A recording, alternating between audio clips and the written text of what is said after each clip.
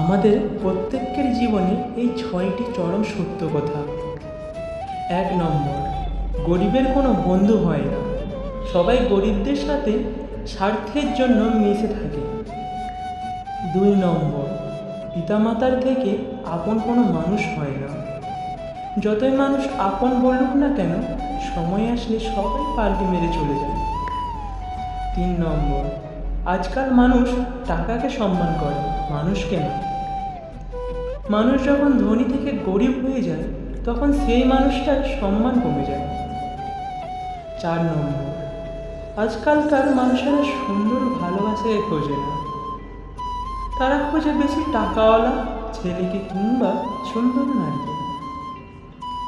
5 নম্বর, যাকে মন প্রাণ দিয়ে ভালোবাসবেন, একটা সময় পরে সব থেকে কষ্টের কারণ সেই মানুষটাই হয়ে থাকবে।